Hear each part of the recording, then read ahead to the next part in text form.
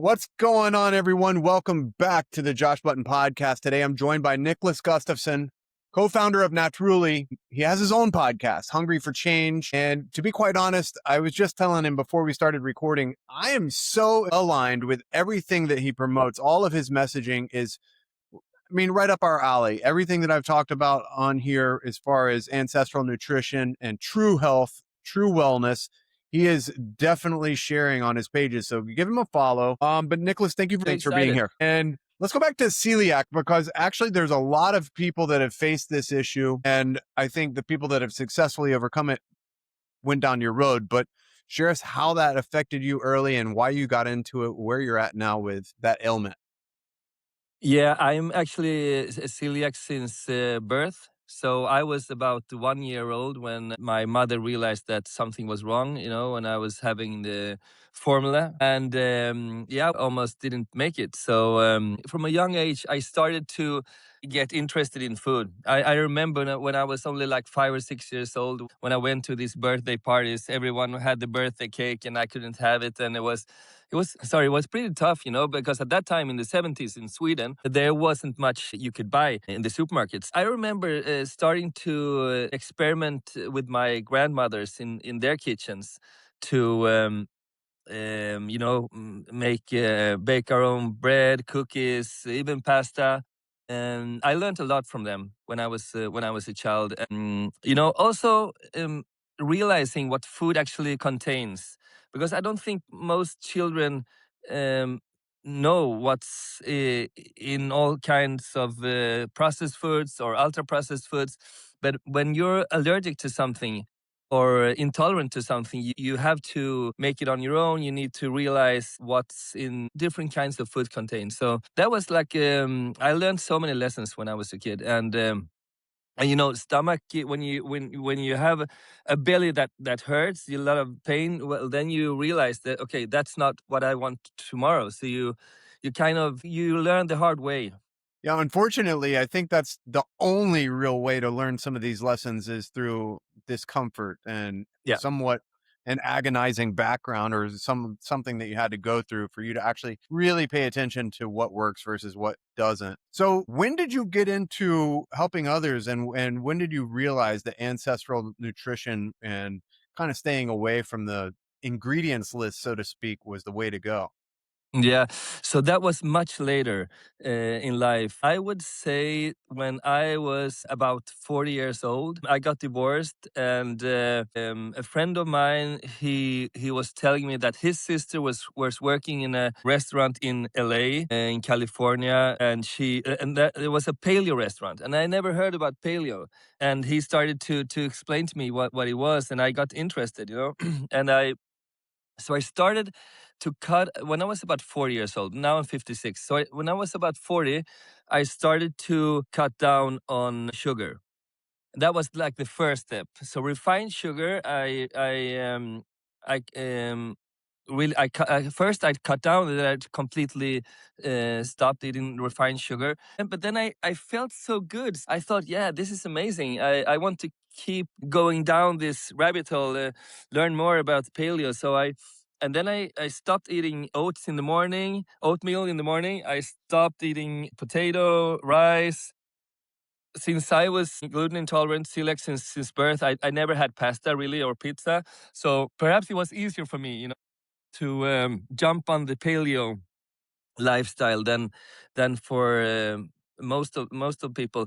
But I mean, so that was the first step. That was like 16 years ago or something like that. And I would say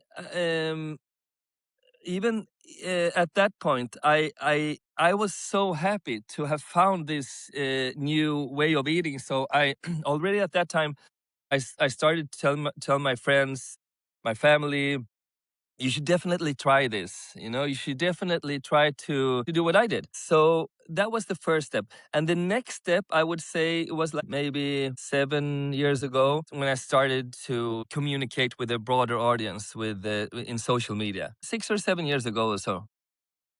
Yeah, so you found like obviously pillars that work for you and you were able to share them and they obviously work for other people. So, do you have pillars that you recognize, the foundational thoughts and what you share first? Yeah, but also I must say that okay, so that was one step, the paleo diet. But after that, I've been experimenting a lot more. You know, I've been Yeah. on keto diet. I've been doing carnivore, full carnivore. I've been doing animal based. You know, there are so many ancestral kinds of eating. So I basically tried them all. And Yep. even when I was 23 or something, I was vegetarian for a year or so.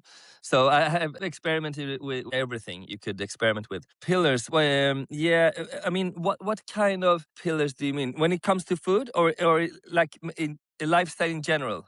Well, lifestyle we're going to get into for sure, but since we Mm, were talking about yeah. you dealing with celiac, obviously now if you're comfortable and you're performing and you've developed what works for you, what are the foundational beliefs of what works? Yeah, that's a good question. So there are a few, I would say maybe five pillars that I believe strongly in, that I need them in my life to feel happy and fulfilled. It's nutrition, of course, exercise, sleep, sun, and the social, like friends and family. So I would say those five. And then you could maybe add a few more like grounding but I mean basically if those five pillars, if I have them in my life, I'm happy. So you're originally from Sweden and you live in Spain now, right? Yeah, yeah. So I'm from Sweden. moved to Spain when I was about 29 or so. But even before that, I was like drawn to Southern Europe. I love Sweden, but the thing is that in Sweden there are 5 or 6 or even 7 months that are not it's not the cold, but they're really dark, and those dark months, they're tough. So I realized that, wow, Southern Europe, I need to get to know more about the Southern Europe. And so when I was about 19, 20, after high school, I lived in southern Spain for a year, and I loved it. So I just came back every year. I came back, and at the end I decided to move here with my girlfriend at that time to Madrid. Beautiful. I love Spain. I love Southern Europe. Yeah, And have you been? oh yeah. Oh yeah. Yeah. Yeah. And I had the similar experience. I lived in New York for 10 years and once you know the sun life and then see the reality that there's going to be several months per year that you're not going to get that and somewhere in the north, it was very difficult for me as well. After 5 years in New York, I was aware of it every season that was coming up, and then after 10 I was like, all right, I can't do it. I got to get Yeah. back to the sun. So where, when you go to the sun, do you go to Europe? Do you go to southern US? Where do you usually go? I live in South Florida now. Wow. So Nice. we're sun year round, and I grew Yeah. up down here. I lived in Southern California. When I went to Europe, I spent a great deal of time in Spain and Italy, but that was Mm, mainly for work. yeah. So yeah, if I have my choice, I'm always going to be somewhere it's pretty sunny year round. It's really important for us. I mean, also the thing is that okay, you can live in Sweden, but the problem is that most people live inside. From 9 to 5 under these fluorescent lighting, and before that they are at home. So under they could go out, but and if you go back in time, like 150 years ago, 500 years ago, 1,000 years ago, we were always outside, and now we're not anymore. So that's something that makes us sick. Yeah, 100%. I was just interviewing a doctor who has had great success with helping men with low testosterone. And I asked her just, I was curious and I was pretty sure I knew the answer going into it. But I asked her, of all the men that come into the office and have this low T problem, are any of them outdoor workers? And Mm, she knew right away. She was like, oh, no, they're primarily indoor. Definitely something to think about. I think people that are sheltered from the sun too much of their days are facing a huge challenge right off the bat. And then you totally. combine that with sedentary life if they're sitting at a desk or behind a Exactly. yeah. Exactly. So it's definitely a combination, but sun is one of the most important parts when it comes to the D vitamin, the testosterone, and also the circadian rhythm. It gets really fucked up if you're not outside. Absolutely. I have that as one of my foundational principles is that every single morning I'm going to get out there in the sun first thing, put my feet on the ground. Yeah, Yeah, when you don't do it after you've done it for a while, you feel the difference and you know you can't deny it. It is what it is. exactly. I mean, even if you live in Canada or in Alaska or in Northern Europe, you can make it, but it's harder. It's harder. So in Spain, you at this time of year, you just need like half an hour in the sun because it's really it's strong. It's strong, and in Sweden in winter time, it's. I mean, you need to be out like 3 hours or so. Yeah. Fortunately, now we do have red light therapy, and we have other interventions that are kind of more accessible to people that have the seasonal issues to deal with. But yeah, if you I can agree. I agree. get out in the sun and expose your eyes to it and your skin to it, you got to do it. Yeah. So you actually had some posts on testosterone that I thought were really interesting, and more people need to be aware of. But you intentionally address your testosterone levels, and that's how you came to the conclusion that you did, or was it just through research? I suppose since I've always been like a sun addict, I never had a problem with my testosterone. But friends of mine, they do, and they ask me, "Well, how can I?" Well, actually, quite a few friends of mine, uh, they they ask me, "Should I go on a testosterone treatment, injecting testosterone?" And I keep telling them, "You're crazy. Why should you do that? There are so many ways of getting testosterone higher. Raise your testosterone levels." In a natural way with food, with sunshine, with heavy lifting, even cold plunging. There are so many ways. So why should you start like experimenting with your biology? Because that could be, dangerous. It's always a risk, you know. And if you're one of the major risks is that when your body notices that okay, we're getting testosterone to a certain level, then we stop producing our own testosterone. So in the long run, that's a risk. Yeah, I keep telling them that, try it first, at least first, try the natural ways there because there are, and most of them are more or less free. And the testosterone treatments are expensive. And while we're talking about experimenting with our biology, you also take the same stance I do on the GLP. Yeah. Yeah, I think it's crazy. I think it's so sad, that so many people jump on these treatments without questioning how does your body react, and not just react the next month or next year. What happens in 5 years? What happens in the longer run? I don't get that, and I don't get how people can actually not be questioning all these kinds of artificial ways of losing weight or raising testosterone, all these, I find it so sad. And I keep telling them that to keep in mind that this is an industry that they make a lot of money on because you are insecure, you want to lose weight, you want to look, it's all about image, people, they don't really care about that's also, I think that's really sad because they don't see what will happen. They don't like put that in. They don't question what will happen to your body in the long run. So, well, I keep telling them that try to do. Why don't you go on a carnivore diet? Because basically, that the you will the satiety you will get it from the meat or from the cheese or whatever. But yeah, again, it's like experimenting with your body in that way. I don't like it, and I don't get it. So it's interesting that you brought up earlier how much you experimented with nutrition and diet specifically, and I did the same exact thing. I actually went vegan for over a year, and that just wrecked me. Mm, But then I realized through that process what yeah. was working, and when I did do carnivore, how well it did for me for a certain amount of time. And I was willing to do all of that experimenting because I had seen the pharmaceutical failure and I Mm, wanted to avoid the pharmaceutical failure. So, unfortunately, I think there is an issue with a lot of people that never really witnessed or put two and two together that they were watching something fail in real time with other people and pharmaceuticals. And they haven't had that perception shift to where they understand this is not something that has worked out primarily for people that went down that road and are willing to do this self experimentation now. So yeah. have you seen a lot of people jumping on the other peptides, not just the GLP ones, the No. enhancement, yeah, the Yeah. enhancement peptides?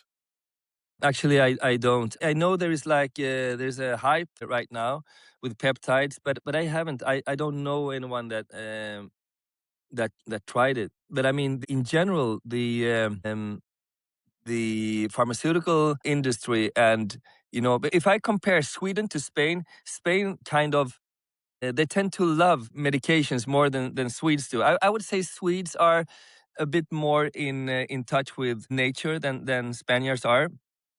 Also, it's like 25 years since I left Sweden, so maybe I've heard that unfortunately things also changed in Sweden, and that the pharmaceutical industry have like they set their claws even in Sweden. So but in general, I would say, for example, in Spain, as soon as you get a cold, Spaniards, they run to the pharmacy to get antibiotics.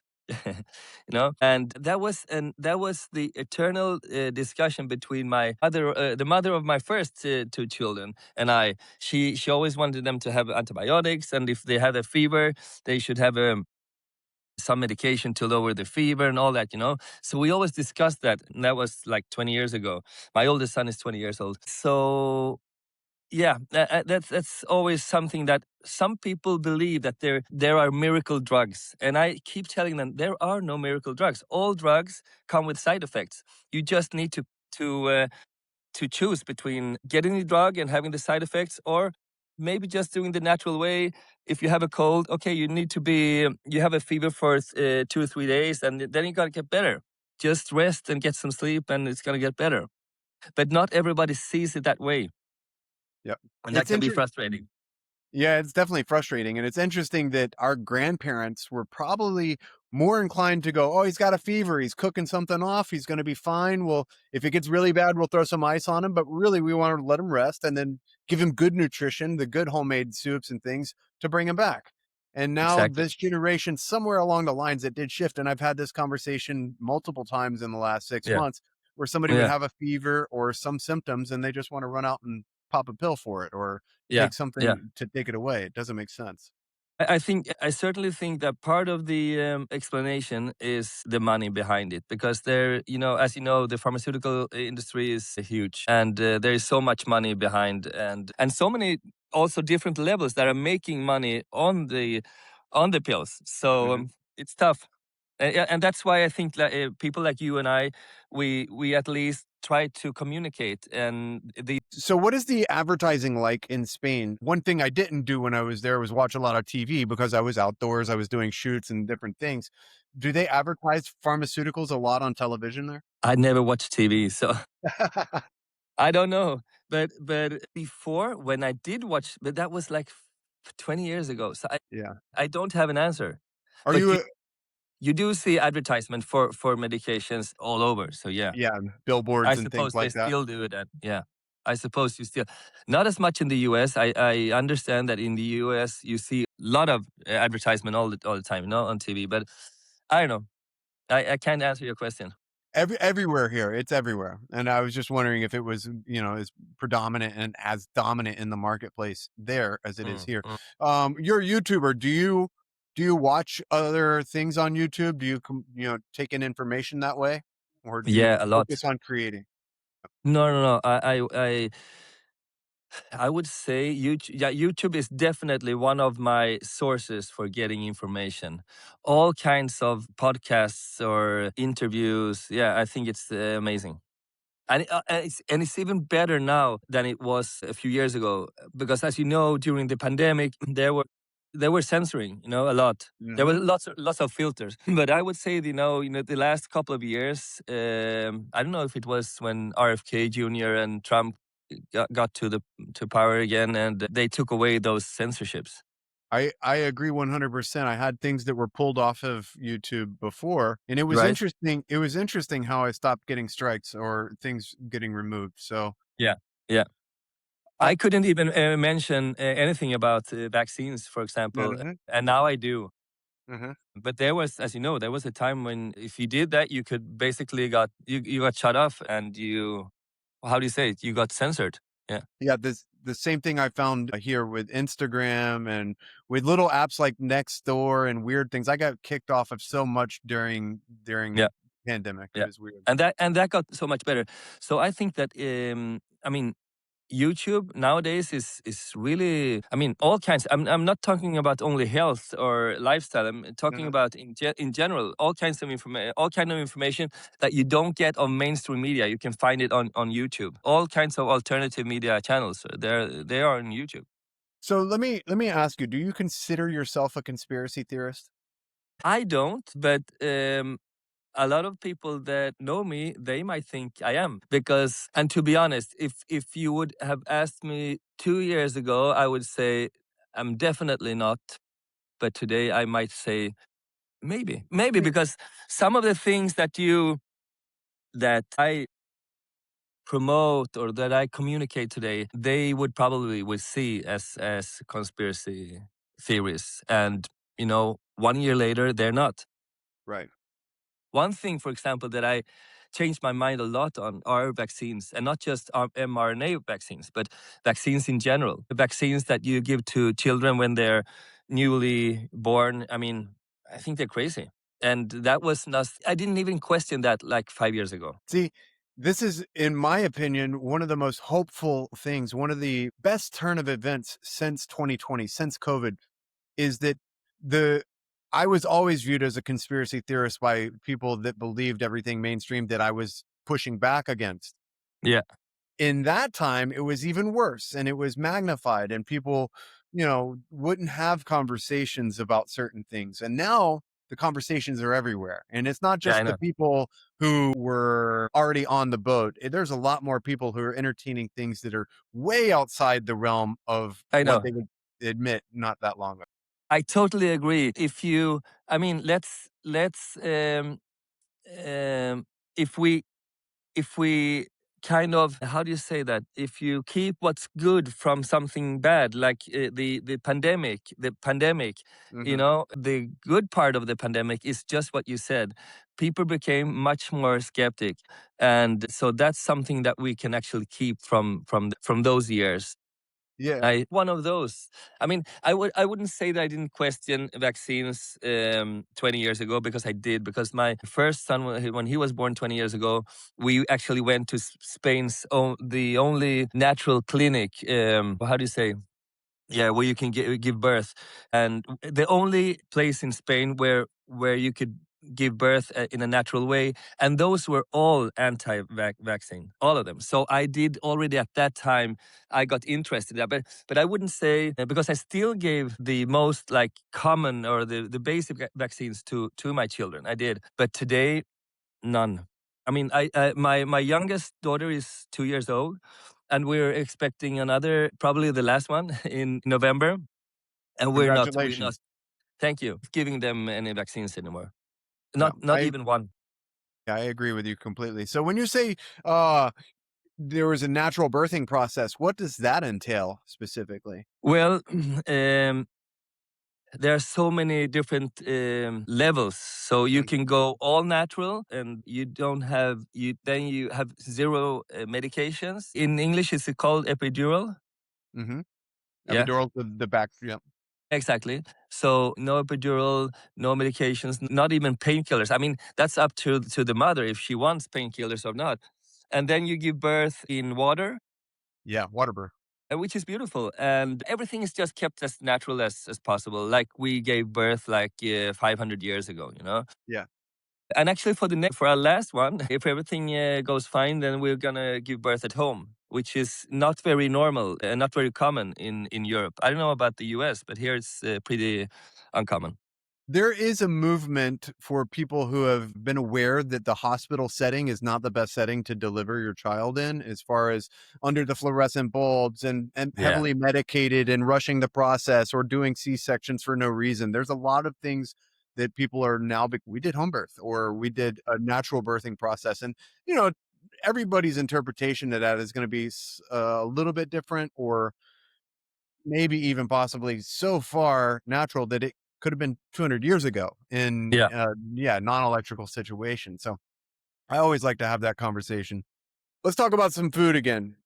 You Yeah. had, you had a post that was things to avoid that I really liked. It was the standard thing you should do versus what you don't do. You want to go through that?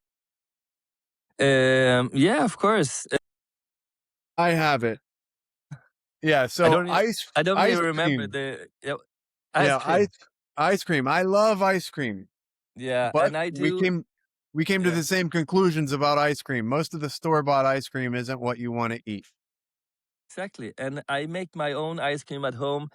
It's delicious. It's better than any ice cream you could find on the market. You know, it's the heavy cream, some honey. That's the base, and then you can add whatever you want. You can add fresh strawberries, fresh cherries, or some chocolate. We at Naturally we have our own chocolate without sugar, without sweeteners. So it's something that is so easy to do. You don't even have to have an ice cream maker at home, but it makes it easier. Otherwise, you need to stir like every half an hour.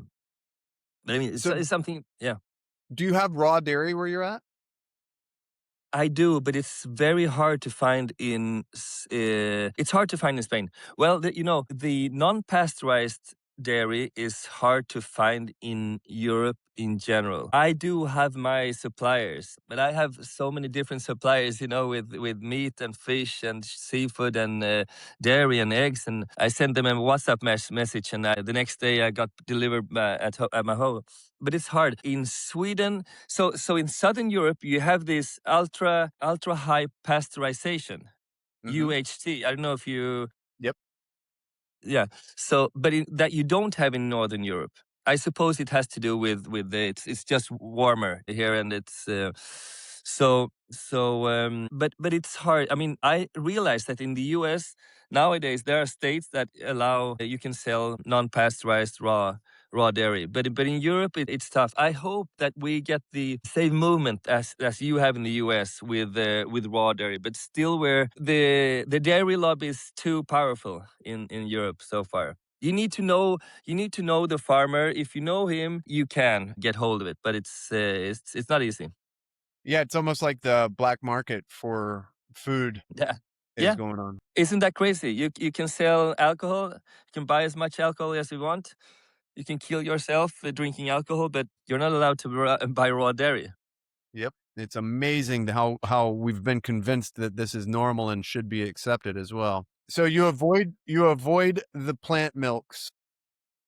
Wow, plant milks. I never drank plant milks, and I in my family we never saw plant milk. I mean, from day one, I realized that was the biggest scam ever. I mean, how can you? And the ones that you buy, they are all filled with emulsifiers. Most of them have sugars, and if they don't have sugars, they do have sugars because they.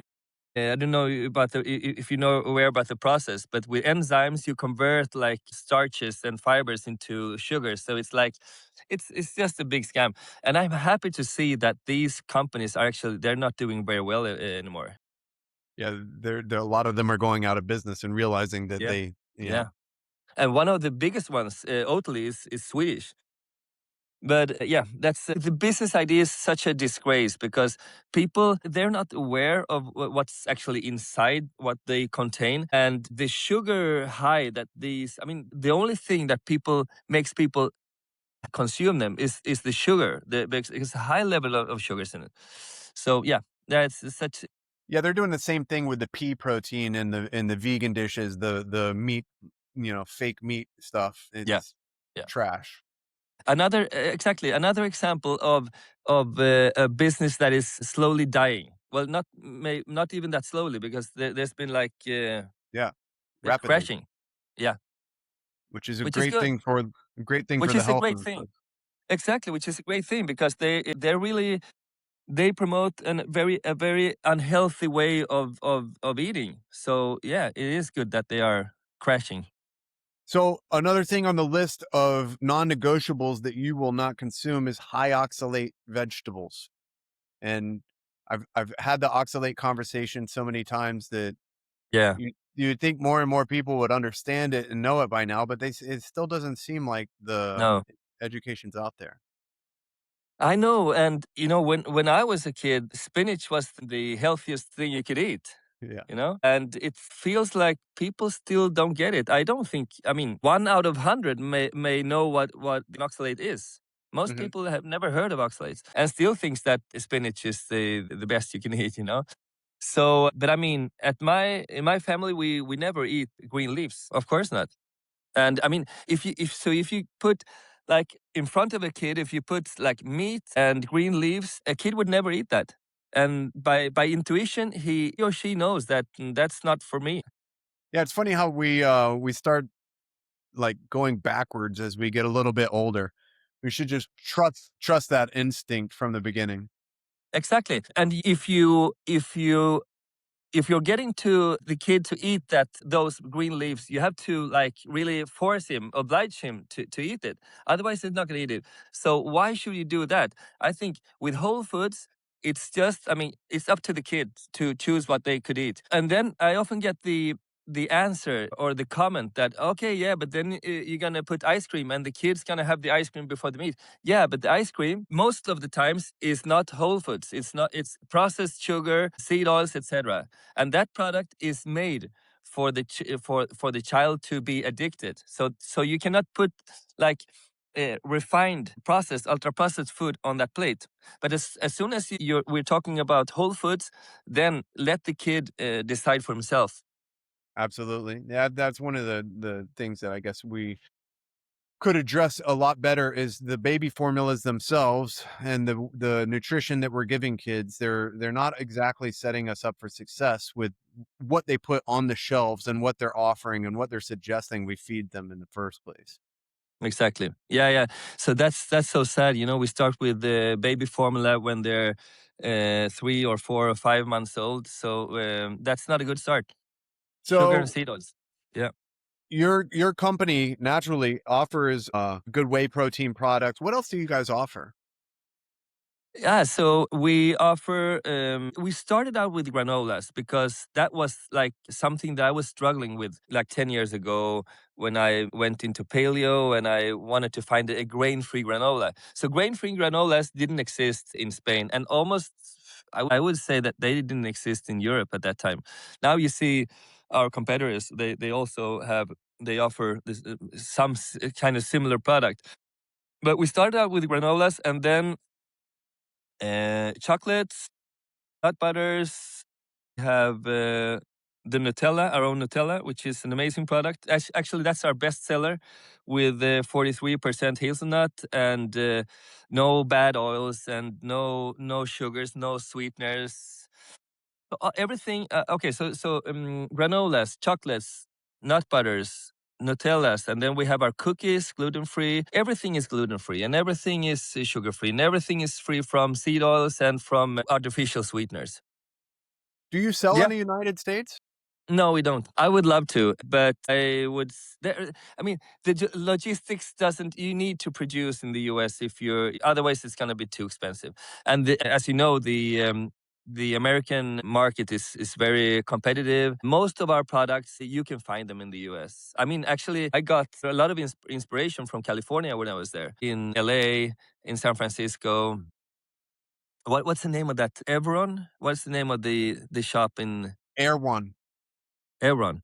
Air One. Yeah. You're talking about the grocery store, right?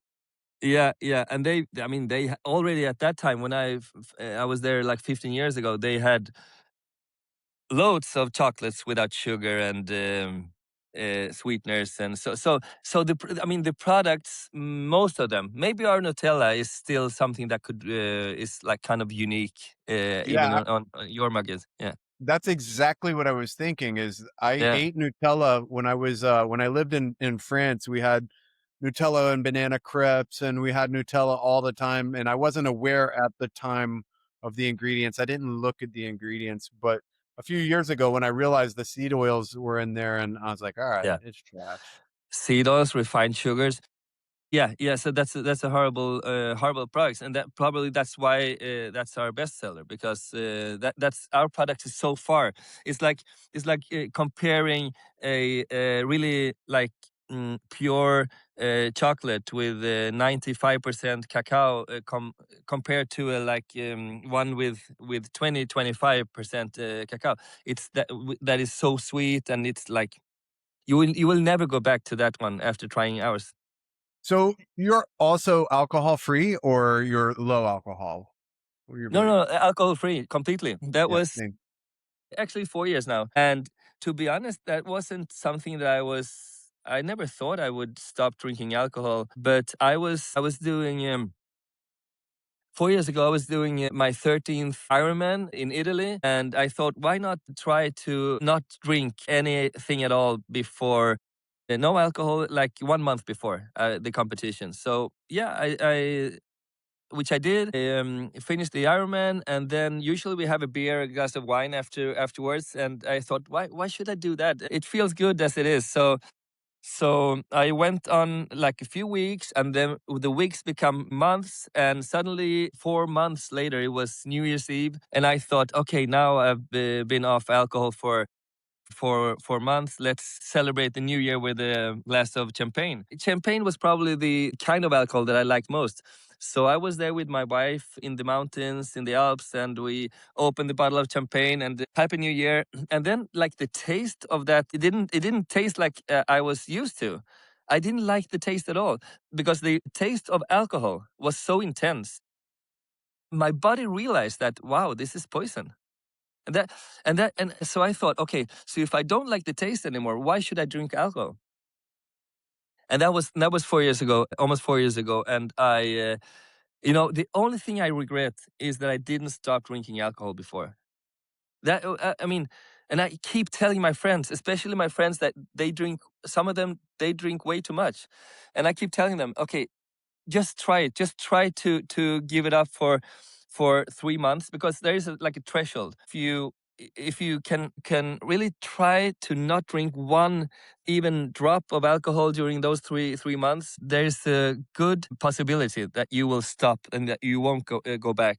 And now I would never take even a sip of alcohol. Sometimes at a restaurant, the waiter gives me by mistake a beer that is not alcohol free. And one sip of that, it feels like poison. It's really poison. What about you? I grew up when it was completely normal to drink. I went and, like I said before, lived in Europe. It was completely normal to drink, completely normal to drink in New York 9 years ago. It'll be 9 years on Memorial Day. And Are you really? yeah, and it was the same for me, the same exact thing. Once I knew, and I was aware that, other lifestyle decisions that I made were poor because of alcohol. As soon as I got rid of alcohol, my entire life changed. So, Right? Yeah. yeah. I wish more people could like realize this, and like I did and like you did, because it's just an amazing turn point in your life.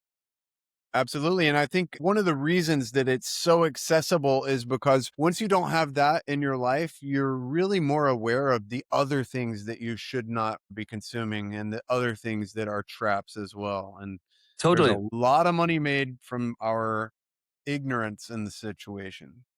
Totally. And there is one saying that I actually saw, and I read it and I heard it before I stopped drinking alcohol, and it didn't make sense to me, but now it makes so much sense. And it's drinking alcohol is borrowing happiness from tomorrow. And I totally get because that's what it is. You're paying tomorrow. You get the happiness today, but you pay tomorrow. Absolutely. And we do that over and over and over and over again. And we're just kicking the cart down the road, so to speak, until we're in a really, really unhealthy state. Exactly. So and it's about sleep, it's about your emotions, it's about energy levels. It's so many different layers that alcohol actually ruins your health. And not just your health, but also like social relations, everything. Yeah, we used to think of alcohol as good for social relations because you would go out and you'd have your Yeah, drinks and you'd talk to people and you'd have laughs and all of that stuff. And it was fun. I'm not going to say it wasn't fun, but there was never really any depth where there should have been depth. It was very shallow. It was very totally. circumstantial. Yeah, I noticed. That sorry. No, I was going to say I noticed that too as well. After I stopped drinking, some of those relationships that I thought were going to withstand the test of time did not withstand the test of not being inebriated together. Exactly. When you're at the dinner, probably with, I mean, mostly with guys, they drink. I mean, the table is completely jammed with bottles and glasses, and then you realize after like an hour or even 2 hours, that the conversation, the level of the conversation is like, wow, it's dropping a lot. And then you realize, wow, I was there 5 years ago, 10 years ago. What does that really, it doesn't give you anything. So I mean, at Yeah. that time you leave the dinner after 1 hour, 1.5 hours, when people get too drunk, and then you just go home. Do you think the depth of your content and the things that you put out was raised? It was better after you stopped drinking? I hope so. Uh, yeah, because I think there is, to be honest, I mean, my social media, I mean, producing social media content, I said 6 7 years, but maybe I became more like into this only 5 years ago. So at that time I was already like kind of leaving. I mean, I did get comments on my Instagram, people saying that, how come you're so healthy in so many ways, but how come you drink alcohol? And those comments actually made me think, why do I drink alcohol? But it wasn't until that triathlon competition that I gave it up. I don't know. So you've run an Ironman. What other athletics have you participated in as an adult? Do you do anything else right now? Yeah, I mean, do you mean competition or just No, like just for fun, just for just for lifestyle. fun. Oh, okay, many. I mean, running and triathlon, but also kite surfing, windsurfing, all kinds of skiing in winter time, tennis. Yeah, I love sports in general. I'm And you not that good, but yeah, who cares about how good you are if you're having fun doing it? All right. You yeah. said you're 56? 56. Yeah, So, I mean, just to say at 56, I'm active, I'm enjoying life, I'm doing these sports, I'm having fun. That's kind of rare and rare. And I don't know about in Spain, but in the United States, people look at me as if I'm kind of an oddball. And I'm 47 and I'm doing jujitsu and I'm doing these things that most people at this age aren't. So, yeah, yeah. I mean, general Europeans are still, I would say, like healthier than Americans, but I mean, it's the last 20 years we've going down the wrong path, definitely, with more overweight, obesity, childhood obesity is even like exploding in Southern Europe. So yeah, but I mean, I'm happy to be active and. Being able to be active, because people I'm lucky to be able to play tennis more or less every day, and run, and yeah. well, people love your content and you create a lot of things that are very, very valuable information, in my opinion. Thank you so much. Do you Thank you so believe that much. So do you. do you believe that the awareness is kind of raising in Europe about the need to kind of reel back some of these things that we've done to progress that have actually hurt health? Of course, I do see that more and more, that people are more conscious, and but I don't know if you have the same thing in the US, but it's kind of like very polarized, and it's getting more and more polarized, because a lot of people, they don't care, they're not like curious, and so, and that's like the big mass. But then where you and I are, we are getting more and more conscious and more curious, and we want to know more, because we realize that we have been lied to for so many years. And when you realize that, you want to know, where are the other lies, what else have we been lied to. And that's I think that's some. Yeah. One of the beautiful things about this whole what you brought up earlier, Robert F. Kennedy and Maha and the Trump Yeah, situation, is that yeah. he was a figure on the left for his entire career. And he was what they would have actually acknowledged as a social justice warrior in many ways. He fought for the environment and he fought for causes that were not traditionally embraced by the right. And now when he I know. came into this presidency and he started Maha, I do think that that's kind of helped maybe awaken or at least made some people think about what he's saying and what he's promoting because of where he came from. Well, Totally. Yeah, yeah, yeah. totally. I'm not an expert on American politics at all, but I can say that in Europe, everything that is written about RFK Jr. in mainstream media is like, there's not one word saying anything good about him. everything is like he's such a science denier. He's everything. That's something that you need to go on YouTube and find alternative media channels to hear what actually he is like a warrior. And to me he's such a hero. Yeah, so actually, now that you mention it, it's kind of, in my opinion, another one of those things with a silver lining. It's one of those things where you go, hey, wait a minute. He's actually promoting health. He's promoting things that we know are good for people, and he's making people think about things that they should be thinking about. So if the media is going to vilify him this much, what does that say about the mainstream media? Exactly. Yeah, it's going to have more people Exactly. questioning. Yeah. But I mean, one thing that I realized the last 15 years when I started like digging into this is how much money and power rules the world in Hmm. general. It doesn't have to be only with health but in general. So when you realize that, you know, when we talk about mainstream media, so when you realize that BlackRock and State Street and Vanguard, that they are owners of the food industry, the pharmaceutical industry, but also the media industry. The mainstream media is like many of these channels are owned by the same company. So Hmm. why would these companies fight against each other? They don't. Exactly. And when you realize that, then like things start to fall. The puzzle gets like completed. Yeah. While we're fighting specific battles against certain misinformation and things that affect the health and wellness of the people that we're talking to, it's most Mm, definitely in other fields and other areas and other approaches being addressed as well. And that's, yeah, also a silver lining. totally. Totally. And when you wake up to that reality, you see so many other things in society. That's amazing. So, what is your predominant focus outside of nutrition? Are you entertaining anything else? I mean, you know all of these things, you've done all of this discovery, you've made to been, thinking about other subject matter. Do you entertain it, or do you give it the time and attention, or do you focus on what your content is and what you are progressing your audience with? I mean, I do put a lot of time and effort and even money into my creating content for my social media. I don't monetize at all what I do on the social media.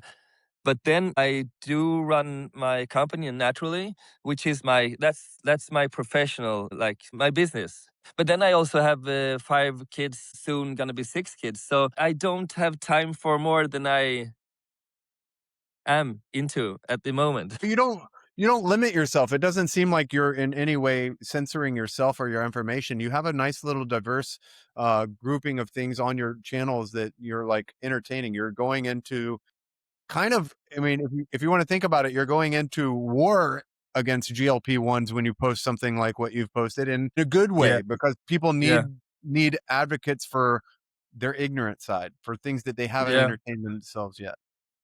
yeah. There are so many things that I would like to talk about. I just need to kind of reduce because otherwise it's going to get too broad.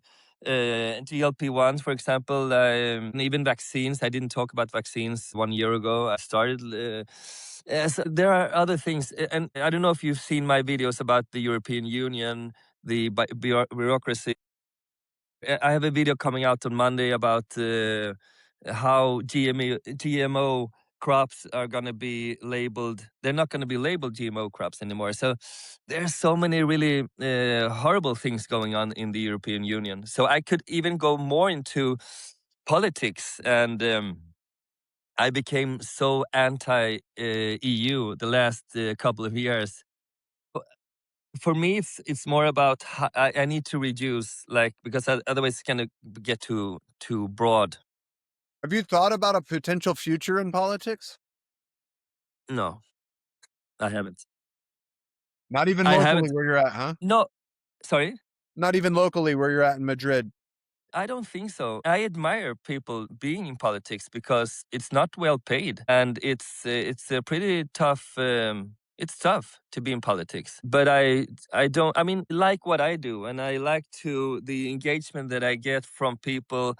A lot of people write to me and said, "Thank you for your information and enlightening me because I had no idea about this." So I like to like pick up things that people usually don't see or hear about, like the GMO crops votation next week in Europe. Most people don't hear about this, and I think actually that's part of the plan. They're not supposed to hear about it because it's all under the radar, you know. So Absolutely. I think that's one of the best things that you're doing with your channel is kind of enlightening people to the things that they're trying to sneak underneath the radar. exactly, yeah. Thank you. Well, there's one thing that I've been doing towards the show close lately, and I really enjoy it, and that's asking you if there was one word that you could leave the audience with today, what would be that word and why? One word. That was a tough one. We all have personal mantras hiding under that subconscious layer somewhere. So I figure if I put you on the spot for it, you'll give us one of your good ones anyways. Yeah, there's so many words that come to my mind, but I mean, one word I would maybe say truth, because there is so much noise out there, and people find it hard these days to find the truth. So yeah, truth. My very first episode was Truth Produces Health. Mm, I like it. I like it as well. Niklas, listen, everybody, you got to go to Niklas Gustafson on Instagram. Also, he has Natruly _INT for his brand. And check out both those things. Check out his podcast. Check out his YouTube. I'll include it all in the show notes. But is there anywhere else you would want people to do a little bit of discovery, or is anything in particular you want to lead us into? I think we covered quite a lot. So I'm so happy you invited me. I'm honored to be on your show. Well, thank you for joining us. Like I said before, we were so completely aligned on almost everything that you share and what you teach. And I'm stoked that you've got such a good channel for people to go to. And I'm grateful for your time today. Grateful for you coming on and sharing. I'm very grateful to that you invited me, and I would love to have you on my Hunger for Change podcast. Absolutely. Let's do it. Thanks again. Thank you for Nice. joining us today, Niklas. You guys have a great day. Thank you, Josh. You too. Bye bye. Thanks for watching today's episode, and as always, go to Lineage Provisions for 15% off of the best protein from regenerative agriculture, and you know my personal favorite, Lineage Provisions. 15% off, code JoshButton. You guys enjoy. Have a great day.